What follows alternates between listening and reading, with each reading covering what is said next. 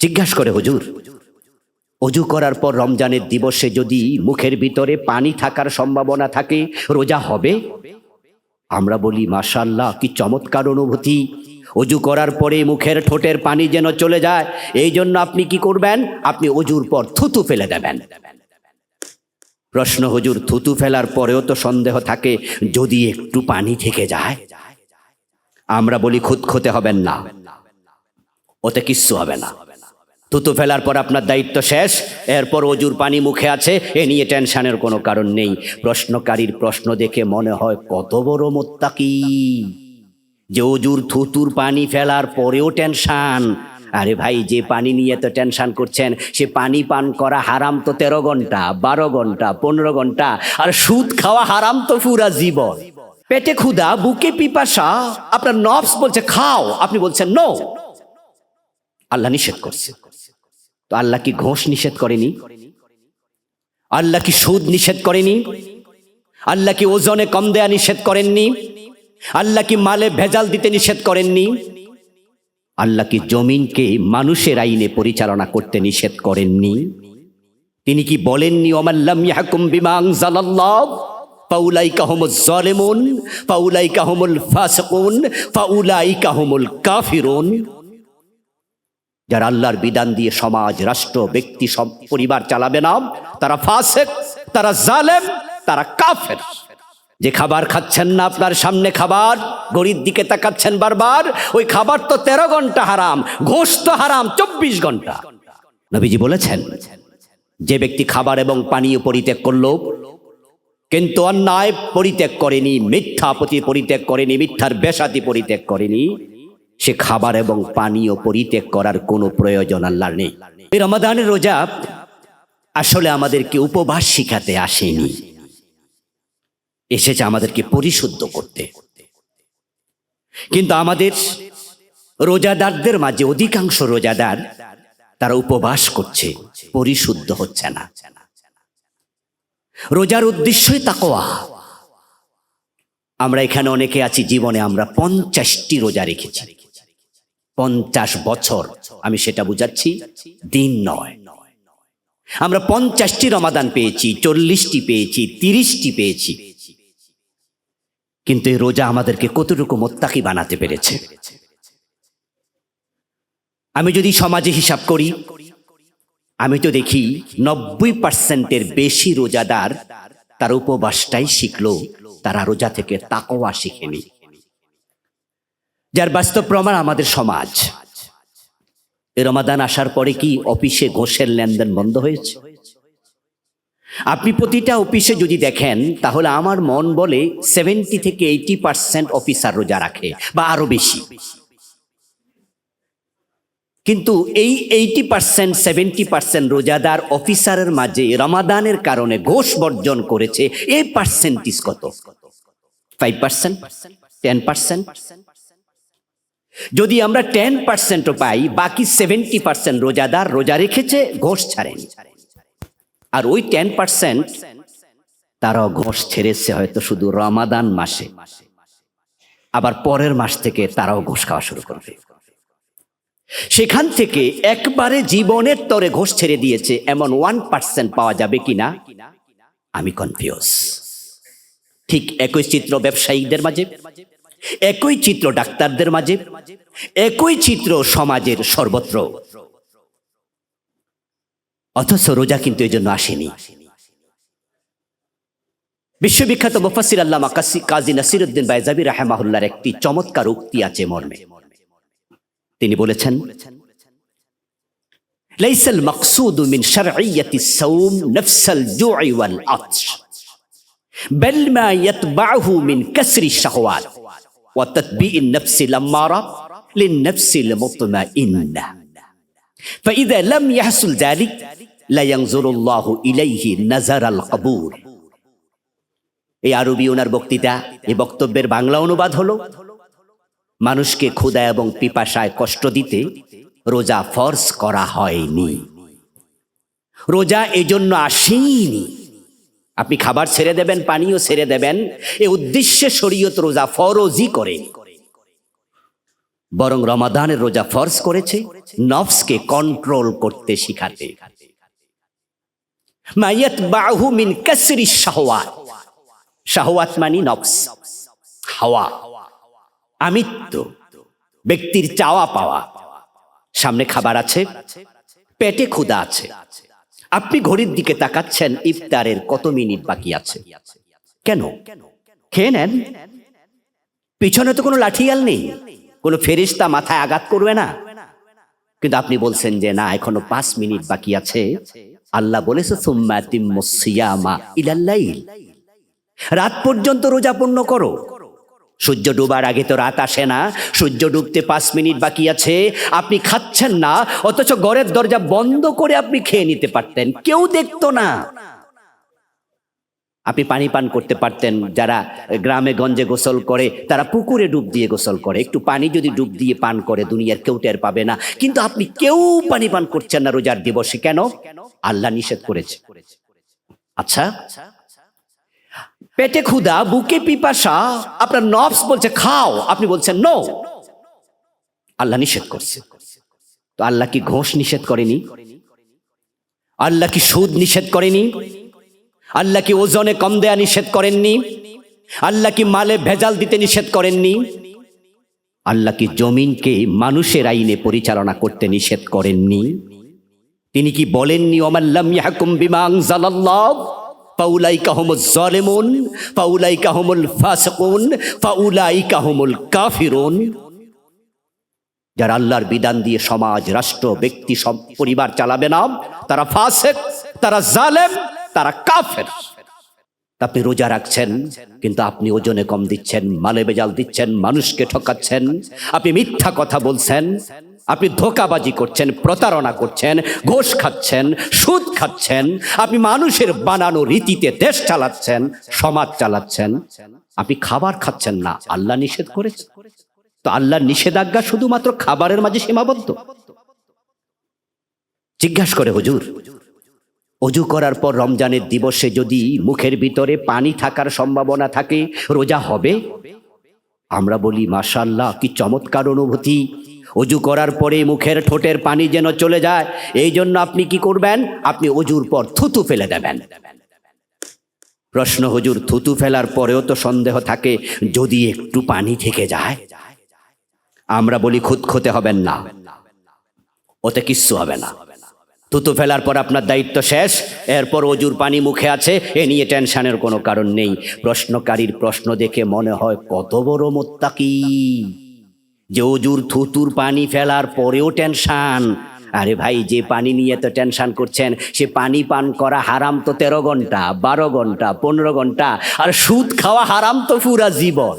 যে খাবার খাচ্ছেন না, আপনার সামনে খাবার, ঘড়ির দিকে তাকাচ্ছেন বারবার, ওই খাবার তো 13 ঘন্টা হারাম, ঘোষ তো হারাম 24 ঘন্টা, কিন্তু সে ঘোষ, সুদ, অন্যায় চলছে। কালা রাসূলুল্লাহ সাল্লাল্লাহু আলাইহি ওয়াসাল্লাম, মান লাম ইয়াদা কাওলা যুর ওয়াল আমাল বিহি ফালাইসা লিল্লাহি হাজাতুন ফি আন ইয়াদা তাআমাহু ওয়া শারাবা। নবীজি বলেছেন, যে ব্যক্তি খাবার এবং পানীয় পরিত্যাগ করলো কিন্তু অন্যায় পরিত্যাগ করেনি, মিথ্যা পরিত্যাগ করেনি, মিথ্যার বেশাতি পরিত্যাগ করেনি, সে খাবার এবং পানীয় পরিত্যাগ করার কোনো প্রয়োজন আল্লাহর নেই। আলহামদুলিল্লাহ, এতক্ষণ আমি যে কথাগুলো বললাম এগুলো আপনাদের জন্য নয়, এগুলো আমার কথার ভূমিকা। পরে 5-7 মিনিট জরুরি কিছু কথা আপনাদের জন্য বলবো, কারণ আমার সামনে আপনারা যারা আছেন, আপনারা ভালো মানুষ, আলহামদুলিল্লাহ। আপনারা মানুষকে ঠকান না, আপনারা ঘোষ সুদের লেনদেন করেন না, এখানে যারা সবাই ভালো মানুষ, আমার বিশ্বাস। কিন্তু আপনাদের জন্য যে কথা, সেটা হচ্ছে আপনাদের আগের যেই জীবন মান ছিল, সেখান থেকে রোজার 9 দিনে আপনি কতটুকু উপরে গিয়েছেন, এই আত্মসমালোচনা। যে ব্যক্তির গত দিনের চেয়ে আজকের দিন ভালো হয়নি, সে ব্যক্তি ক্ষতিগ্রস্ত। গত রমাদান থেকে এই রমাদানে তাকওয়ার মান বৃদ্ধি পায়নি, তাহলে আপনি ক্ষতিগ্রস্ত। তাই আমরা চাই একটি প্রোডাক্টিভ রমাদান, আমরা চাই একটি কর্মমুখর সফল রমাদান। আমরা এখানে যারা আছি, আমরা সকল ইসলামী আন্দোলনের কর্মী, আমরা চেয়েছিলাম এবারই যেন রাষ্ট্র ক্ষমতা ইসলাম আসে। আমরা কেউ কেউ সে স্বপ্ন দেখেছিলাম, কিন্তু আল্লাহ তাআলা হয়তো চাননি, তাই আমাদেরকে তিনি এবার রাষ্ট্র ক্ষমতা দেননি। কিন্তু আমরা আমাদের লক্ষ্য পানে এগিয়ে যাচ্ছি। আমরা হতাশ হইনি, হতাশ আমরা হই না। হতাশ হওয়া এটা মোমেনের চরিত্র না। হয়তো আমাদের প্রচেষ্টার ফলে আল্লাহর দয়ায় আমরা কোনো এক সময় ইসলামকে বাংলা রাষ্ট্র ক্ষমতায় দেখব ইনশাআল্লাহ। কিন্তু ইসলাম রাষ্ট্র ক্ষমতায় গেল, হাসরের ময়দানে আপনি জান্নাত পেলেন না, তাহলে ইসলাম রাষ্ট্র ক্ষমতায় গেল, আপনার কোনো লাভ হয় নাই। আর ইসলামের বাংলাদেশে বর্তমান যে অবস্থা আছে, যদি অবস্থা আবার বিগত 17 বছরের দিকে ফিরে যায়, আল্লাহ না করুক, আল্লাহ না করুক, যদি আবার সেটা উল্টে যায়, ইঞ্জিনিয়ার ইনস্টিটিউট দূরের কথা, আমরা আমাদের কারো ঘরের কোণাতেও প্রোগ্রাম করার পরিবেশ আর পাইনি আগের মতোই। আল্লাহ না করুক যদি সেটাও হয়, ওই অবস্থায় আপনার মৃত্যু হলো, আর আপনি আপনার কর্মের ফলে আর সে আজিমের ছায়াতলে জায়গা পেলেন, বিনা হিসাবে জান্নাত পেলেন। এদেশ ইসলাম কায়েম হয় নাই, আপনার কোনো ক্ষতি হয় নাই, আপনি সফল। এজন্য আমাদের সফলতা, আমাদের ব্যর্থতা, এটা নির্ভর করবে আখেরাতে মুক্তির উপর। আমরা যারা আখেরাতের সফলতার কথা মাথায় রেখে কাজ করি, আখেরাতের সফলতাকে আমরা একমাত্র সফলতা মনে করি, এই রমাদানে আজকের এই ক্ষণে দাঁড়িয়ে আমাদেরই আত্মসমালোচনা করা দরকার। এই মুহূর্তে যদি আমার মৃত্যু হয়, তাহলে আমি কি একজন জান্নাতি মানুষ? আসলে জান্নাতের জন্য, কবরে ভালো থাকার জন্য মৃত্যুর প্রয়োজন হয় না। আপনি জান্নাতি কিনা আপনার নিজের চোখ বন্ধ করে নিজের আমলের দিকে তাকাবেন, আপনার বিবেক বলে দেবে তুমি ভালো মানুষ না খারাপ মানুষ। এই জন্য ফারুক আদম ওমর রাদিয়াল্লাহু তাআলা আনহু বলতেন, হাসিবু আনফুসাকুম ক্বাবলা আন তুহাসাবু ওয়াজিনু আনফুসাকুম ক্বাবলা আন তুজানু। হে দুনিয়ার মানুষেরা, আল্লাহর সামনে নিজের আমলের হিসাব দেওয়ার আগে নিজের হিসাব নিজে করো। ইসলামী ছাত্র শিবির, জামাত ইসলামী আমাদেরকে রিপোর্ট রাখতে শিখিয়েছে, আর রিপোর্টের শেষ কলামটা আত্মসমালোচনা। আমরা আত্মসমালোচনা করি ছাত্র জীবন থেকে, নিজের দোষ নিজে খুঁজি। قال رسول الله صلى الله عليه وسلم الكيس من دان نفسه وعمل لما بعد الموت رواه الترمذي। নবীজি সাল্লাল্লাহু আলাইহি সাল্লাম বলছেন, সেই তো দুনিয়ার সবচেয়ে চালাক এবং সচেতন মানুষ যে আত্মসমালোচনা করে। এই রমাদান আমাদের কতটুকু প্রোডাক্টিভ হলো সেটা নির্ভর করবে আমার এখনকার কথার উপর। তাদের রমজান কার্যকর, যারা এই রমাদানে আগের চেয়ে অধিক বেশি পরিমাণ কোরআন তেলাওয়াত করছে, কোরআন বুঝে পড়ছে, কোরআন আমল করছে। রমাদান কোরআন নাজিলের মাস। নবীজি সাল্লাল্লাহু আলাইহি সাল্লাম ওনার জীবনের শেষ রমাদানে কোরআন যতটুকু নাজিল হয়েছিল প্রায় সবটুকু। রমাদানের পরে প্রিয় নবী জীবিত ছিলেন মাত্র কিছুদিন, 5 মাস 6 মাসের মতো। পরবর্তীতে রবিউল আউয়ালের 12 তারিখ তিনি ইন্তেকাল করেছেন। নবীজি সাল্লাল্লাহু আলাইহি সাল্লাম কোরআন নাজিল যতটুকু হয়েছিল সবটা রমাদানে জিবরিল আমিনকে তেলাওয়াত করে শুনিয়েছেন, এবং জিবরিল আমিন যতটুকু কোরআন এসেছিল বিগত 22.5 বছরে নবীজিকে সবটা তেলাওয়াত করে আরেকবার শুনিয়েছিলেন। রমাদান ছিল নবীজির সবচেয়ে বেশি কোরআন তেলাওয়াতের মাস। এখন আমরা কে কতটুকু বেশি কোরআন তেলাওয়াত করছি এটার উপর নির্ভর করবে আপনার রমাদান কাজে লাগছে কিনা। একজন মুমিন কোরআন রমাদানে খতম করবে না, এটা হবে না, এটা মোমেন থেকে প্রত্যাশিত নয়। আপনি বলবেন যে হুজুর আমি তো ব্যাখ্যা পড়ি, অর্থ পড়ি, 5 আয়াত 7 আয়াত 10 আয়াত করে পড়ি, এই জন্য আমারটা হচ্ছে না। আমি বলবো ডেফিনেটলি আপনি অর্থ পড়বেন, ব্যাখ্যা পড়বেন, এটা করবেন, কিন্তু আপনাকে এক ফারা করে কমপক্ষে প্রতিদিনই কোরআন পড়া উচিত।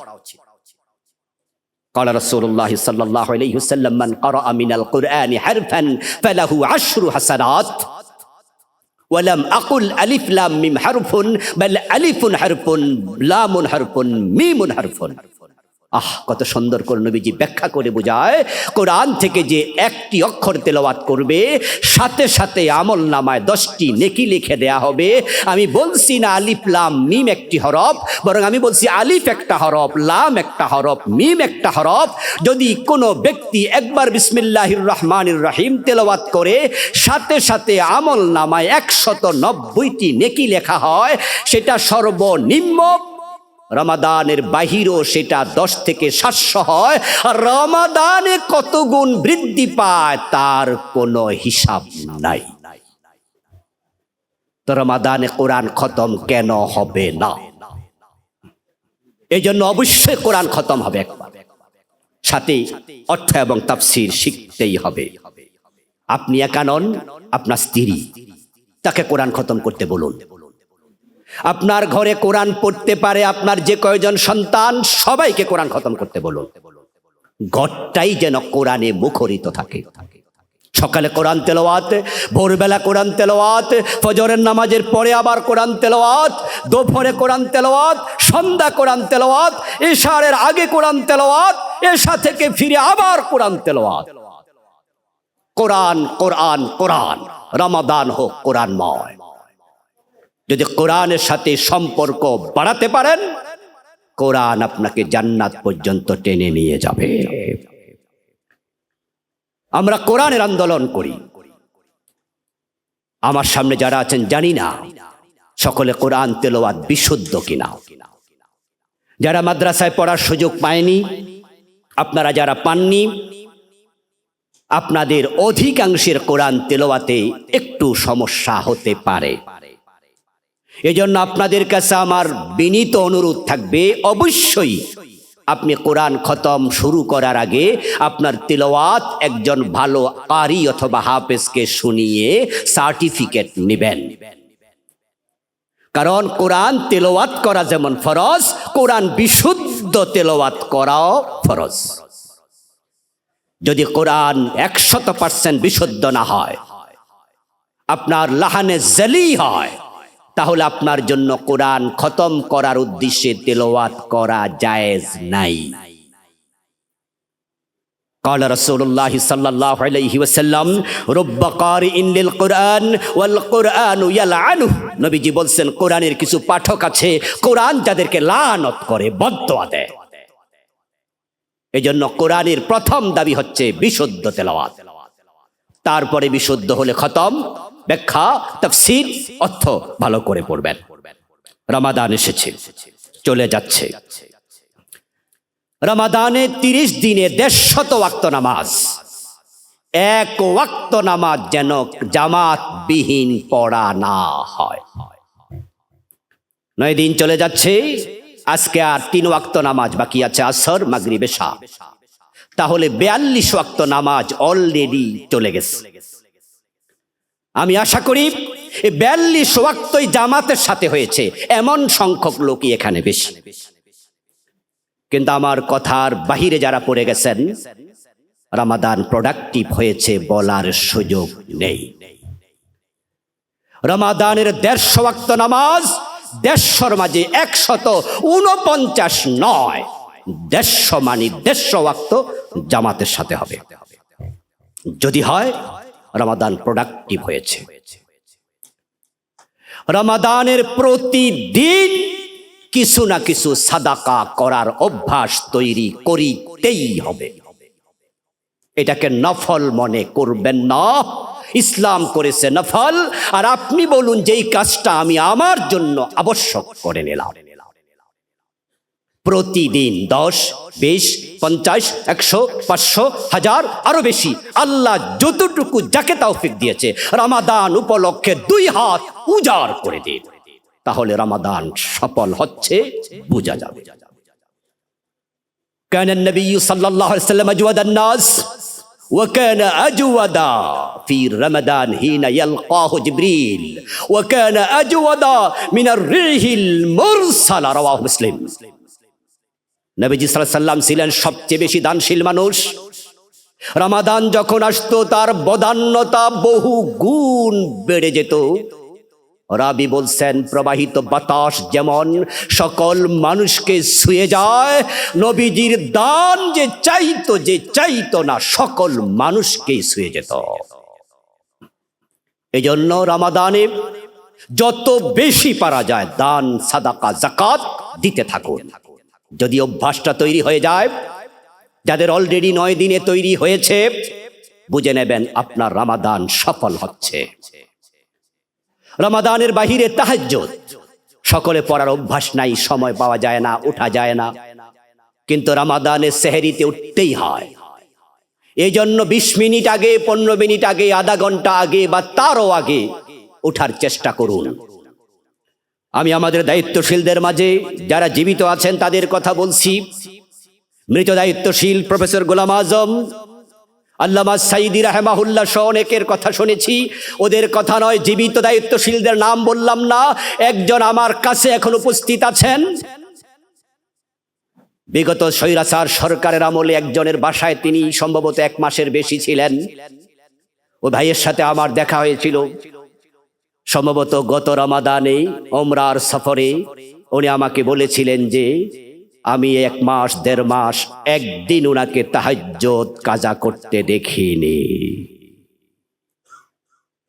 বাংলাদেশ জামাত ইসলামী, ইসলামী ছাত্র শিবির এত জুলমের পরেও মাথা উঁচু করে দাঁড়িয়ে আছে আল্লাহর জাতীয় কিছু বান্দাদের বদৌলতে। এই রমাদানের 9 দিনে একদিনও তাহাজ্জুদ মিস হয় নাই। যদি এমন হয় তাহলে আপনার রমাদান সফল হচ্ছে। এই রমাদানে সুন্নাত, ফরজ, নাফিল যত বেশি পারেন ইবাদত ইবাদত ইবাদত। فأما من ثقلت موازينه فهو في عيشة راضية। আল্লাহ তাআলা হাসরের ময়দানে যখন আপনার আমল ওজন দেবেন, আর যখন দেখা যাবে আপনার নেক বেশি, নবীর সুপারিশও লাগবে না, আল্লাহ তাআলা সাথে সাথে জান্নাত দিয়ে দেবে। আমরা জান্নাত পেয়ে সফল হতে চাই। এজন্য প্রিয় দিনী ভাইয়েরা, রমাদানকে কেন্দ্র করে তালিকা করা দরকার। এই কাজ আমি করতে চাই এবং এই কাজগুলো মিস যেন না হয়, সতর্ক থাকা। আমার আলোচনার সময় শেষ দিকে আর সময় নিতে চাই না। আরেকটি কথা বলে শেষ করব, সেটা হচ্ছে আপনারা এখানে যারা আছেন অধিকাংশ সামর্থ্যবান, 1 মাসে 10 লাখ 20 লাখ টাকা কামাই করেন এমন ইঞ্জিনিয়ারও এখানে আছে। রমাদানের সম্ভব হলে একবার অবশ্যই উমরায় যাবেন, প্রতি রমাদানে উমরায় চলে যাবেন। قال رسول الله صلى الله عليه وسلم العمرة في رمضان تعدل حجة رواه مسلم।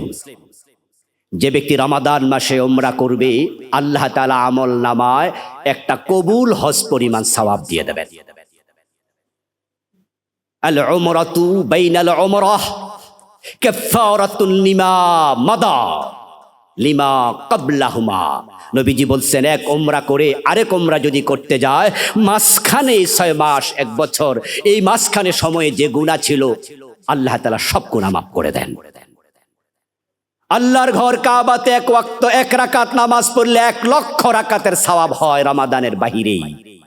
আর যখন রমাদানে উমরায় যাবেন, আল্লাহর ঘরে নামাজ পড়বেন, 1 রাকাতে কি পরিমাণ সওয়াব হবে হয়তো এটা হিসাব করা যাবে না। এজন্য একটু আন্তরিকতা, ইচ্ছা এনাফ, কারণ টাকা তো আছে। আমরা আশা করব পরিকল্পিতভাবে রমাদানকে কাজে লাগিয়ে আমরা মুত্তাকি হতে পারবো, সফল হতে পারবো। আজকের এই ঘরে যেভাবে একসাথে বসে আছি, হে রব তুমি তোমার জান্নাতে আমাদেরকে একসাথে জায়গা করে দিও। আমিন। আসসালামু আলাইকুম ওয়া রাহমাতুল্লাহি ওয়া বারাকাতুহু।